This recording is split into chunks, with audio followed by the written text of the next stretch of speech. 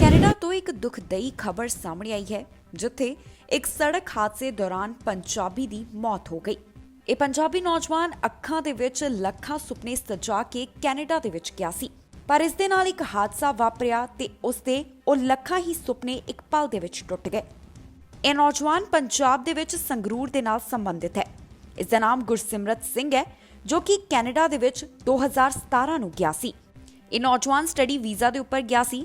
ਇਸ ਦੀ ਪੜ੍ਹਾਈ ਪੂਰੀ ਹੋਈ ਤਾਂ ਇਸ ਨੂੰ ਵਰਕ ਪਰਮਿਟ ਮਿਲ ਗਿਆ।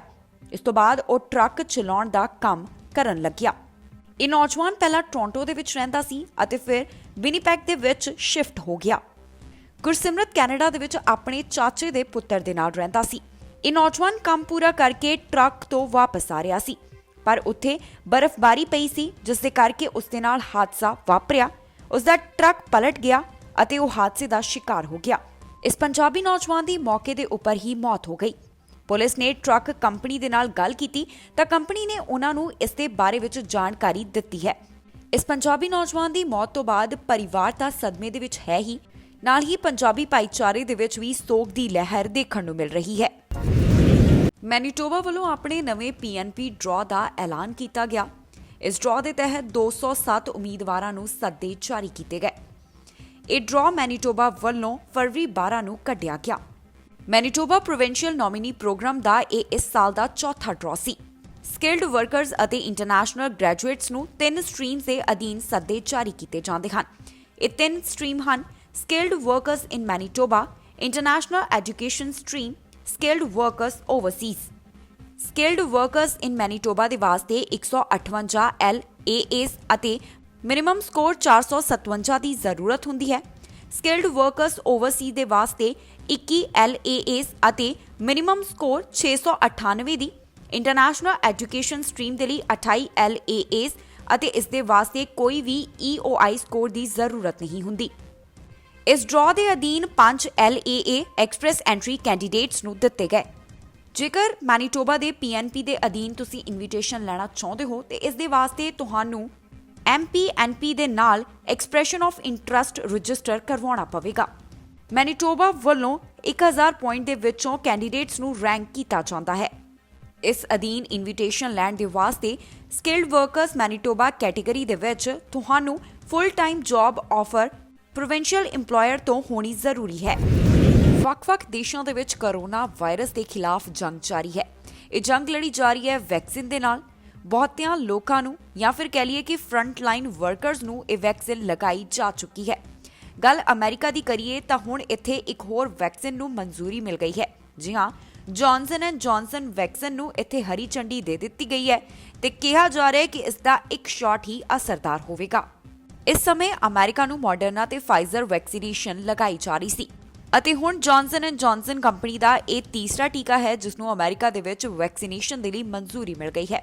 ਫੂਡ ਐਂਡ ਡਰੱਗ ਐਡਮਿਨਿਸਟ੍ਰੇਸ਼ਨ ਵੱਲੋਂ Johnson and Johnson the vaccine ਨੂੰ ਮਨਜ਼ੂਰੀ ਦਿੱਤੀ ਗਈ, ਜੋ ਕਿ ਕੋਰੋਨਾ ਵਾਇਰਸ ਦੇ ਖਿਲਾਫ 66% ਅਸਰਦਾਰ ਹੈ।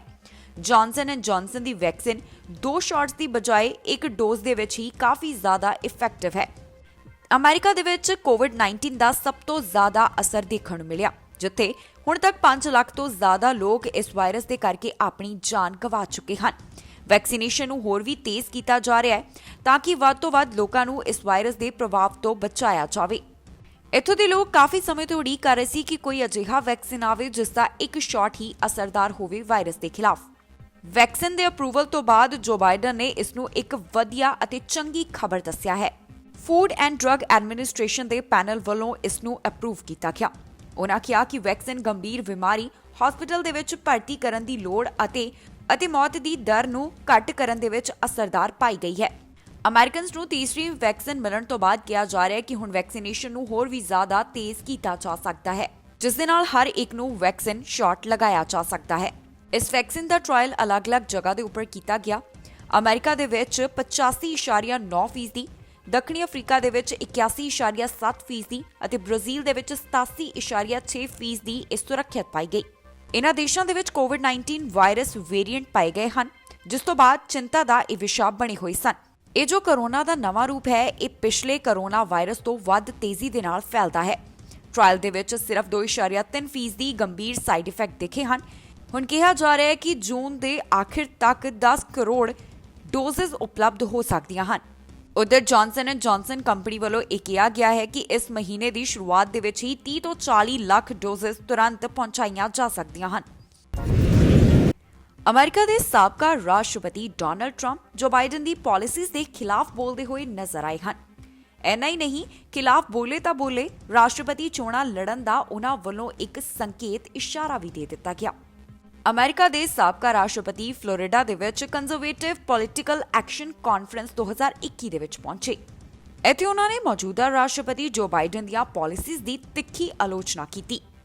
ਰਾਸ਼ਟਰਪਤੀ ਅਹੁਦਾ ਛੱਡਣ ਤੋਂ ਬਾਅਦ ਅਜਿਹਾ ਪਹਿਲੀ ਵਾਰ ਹੋਇਆ ਹੈ ਕਿ ਡੋਨਾਲਡ ਟਰੰਪ ਕਿਸੇ ਵੱਡੇ ਪਬਲਿਕ ਕਾਨਫਰੰਸ ਦੇ ਵਿੱਚ ਪਹੁੰਚੇ ਹੋਣ। ਜੋ ਬਾਈਡਨ ਵੱਲੋਂ ਜੋ ਇਮੀਗ੍ਰੇਸ਼ਨ ਪਾਲਿਸੀ ਦੇ ਵਿੱਚ ਬਦਲਾਅ ਕੀਤਾ ਗਿਆ, ਇਸ ਦੇ ਉੱਪਰ ਵੀ ਟਰੰਪ ਵੱਲੋਂ ਟਿੱਪਣੀ ਕੀਤੀ ਗਈ ਹੈ। ਟਰੰਪ ਨੇ ਕਿਹਾ ਕਿ ਜੋ ਬਾਈਡਨ ਪ੍ਰਸ਼ਾਸਨ ਨੇ ਤਾਂ ਪਹਿਲਾਂ ਹੀ ਸਾਬਤ ਕਰ ਦਿੱਤਾ ਸੀ ਕਿ ਉਹ ਨੌਕਰੀ ਵਿਰੋਧੀ, ਪਰਿਵਾਰ ਵਿਰੋਧੀ, ਬਾਰਡਰ ਦਾ ਵਿਰੋਧ ਕਰਨ ਵਾਲੇ ਅਤੇ ਔਰਤਾਂ ਦੇ ਵਿਰੋਧੀ ਹਨ। ਇਸ ਦੇ ਨਾਲ ਹੀ ਟਰੰਪ ਨੇ ਕਹਿ ਦਿੱਤਾ ਕਿ ਉਹ ਤੀਸਰੀ ਵਾਰ ਰਾਸ਼ਟਰਪਤੀ ਅਹੁਦੇ ਦੀ ਚੋਣ ਲੜ ਸਕਦੇ ਹਨ। ਟਰੰਪ ਵੱਲੋਂ ਜੋ ਬਾਈਡਨ ਨੂੰ ਫਰਜ਼ ਪੂਰਾ ਕਰਨ ਦੇ ਉੱਪਰ ਅਸਫਲ ਦੱਸਿਆ ਗਿਆ। ਇੰਨਾ ਹੀ ਨਹੀਂ, ਜੋ ਲਗਾਤਾਰ ਗੱਲ ਟਰੰਪ ਕਹਿੰਦੇ ਆਏ ਸਨ ਉਹੀ ਉਹਨਾਂ ਵੱਲੋਂ ਇੱਕ ਵਾਰ ਫਿਰ ਤੋਂ ਦੁਹਰਾਈ ਗਈ। ਉਹ ਹੈ ਚੋਣਾਂ ਦੇ ਵਿੱਚ ਘਪਲਾਬਾਜ਼ੀ। ਉਹਨਾਂ ਨੇ ਇੱਕ ਵਾਰ ਫਿਰ ਤੋਂ ਚੋਣਾਂ ਦੇ ਵਿੱਚ ਧੋਖਾ ਹੋਇਆ, ਇਸ ਦੇ ਵੱਲ ਇਸ਼ਾਰਾ ਕੀਤਾ ਹੈ। ਸੋ ਟਰੰਪ ਵੱਲੋਂ ਇਸ ਦੌਰਾਨ ਜੋ ਬਾਈਡਨ ਵੱਲੋਂ ਲਿਆਂਦੀਆਂ ਗਈਆਂ ਪਾਲਿਸੀਜ਼ ਦੀ ਆਲੋਚਨਾ ਕੀਤੀ ਹੈ। ਸਤਿ ਸ਼੍ਰੀ ਅਕਾਲ ਜੀ, ਮੈਂ ਨਿਰਮਲ ਮਾਨ ਪੂਰਾ ਡੈਟ ਸੈਟਲਮੈਂਟ ਤੋਂ। ਇਹ ਤੁਸੀਂ ਵੀਡੀਓ ਦੇਖ ਰਹੇ ਸੀ ਟੀਵੀ ਪੰਜਾਬ ਦੇ ਉੱਤੇ। ਇਹੋ ਜਿਹੇ ਹੋਰ ਜਾਣਕਾਰੀ ਭਰਪੂਰ ਵੀਡੀਓ ਦੇਖਣ ਵਾਸਤੇ ਟੀਵੀ ਪੰਜਾਬ ਦੇ ਚੈਨਲ ਨੂੰ ਸਬਸਕ੍ਰਾਈਬ ਕਰੋ ਤੇ ਨਾਲ ਹੇਠ ਦਿੱਤੇ ਹੋਏ ਬੈਲ ਆਈਕਨ ਦੇ ਬਟਨ ਦਬਾਓ। ਸਤਿ ਸ਼੍ਰੀ ਅਕਾਲ।